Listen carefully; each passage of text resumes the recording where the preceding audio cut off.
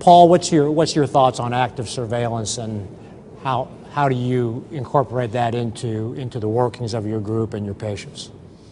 Well, I was surprised by Dave's comments, because I guess you only look at your own little world, but for us, active surveillance has become a big deal. So I think maybe it was partly because of our clinical trial exposure, that we were involved in some of the active surveillance trials back in the early 2000s, that we aggressively pursued that.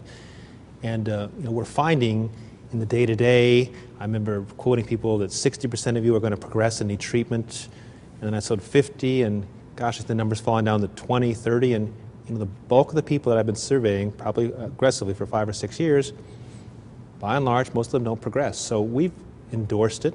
It does hamper our surgical volume. So it's interesting you were talking about robotic prostatectomy. I'm told in my part of Pennsylvania, my Da Vinci rep said his numbers are down significantly over the last year in terms of prostatectomies, not just at our place, but across the whole spectrum of what he calls on. So I think that, at least in my neck of the woods, people are slowly endorsing other treatments besides robotics, and I think active surveillance in our practice is becoming a big deal.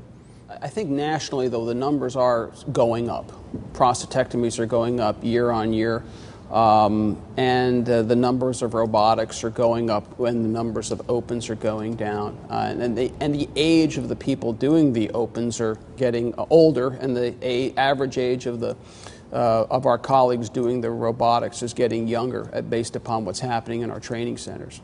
Well, it certainly is troublesome, because when you hear people, and I've heard ads, as you talked about, where robotic prostatectomy opens this procedure to anybody, any age, no restrictions, and it troubles me. And I don't know those hard statistics. I just know in my region, the numbers of prostatectomies are not increasing, and I'd be curious to see if that continues on a national level, because I don't think that'll be the case. You said you were very slow to adopt it, and I understand why. I mean, you ran SWOG, and you've been a premier trialist, so your whole life has been based upon prospective phase 3 trial results.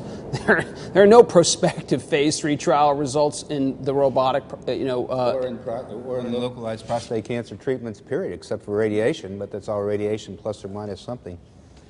And I think that's missing. I mean, that data needs to come forth. I think the large groups who offer these multiple therapies have an opportunity, especially with EHRs.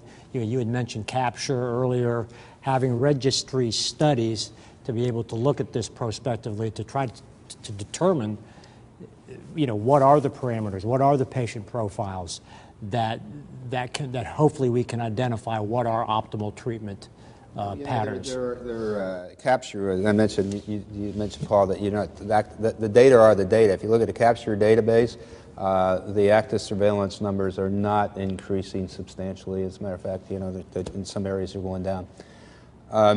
You talk about registration studies. We need you need a randomized trial. There are a lot of registration things out there, and when you actually look at the registration studies about active surveillance and radiation and surgery, we interpret them the way they want. There's not a big difference. We all think that, well, we're all surgeons, right? So the radical prostatectomy is better.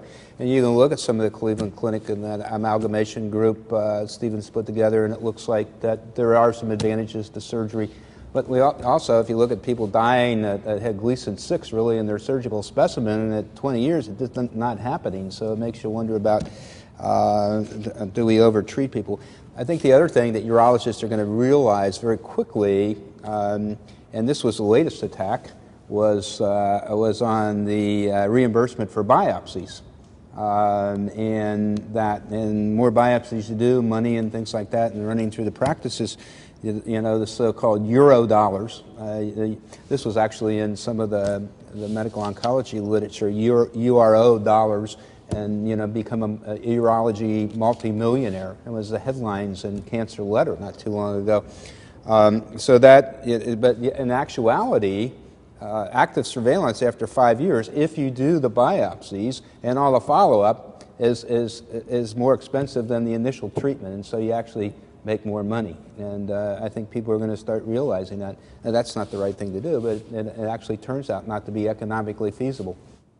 What we're all talking about is we need outcome analysis. We need the data. We're now recognizing the importance of being data-driven. There's a AUA data committee that's been started. There's significant representation on that now from the large urology group practice association as well as AACU, and and clearly the AUA and SUO. And so all the stakeholders, we're all recognizing that we have to have these answers so that we can defend ourselves from others who might say that we're doing these things for the wrong reasons. I think 99% of our colleagues, we do it for things what we think are in the right and best interest of our patients, but we have to have that data to prove it. There's just no doubt about it.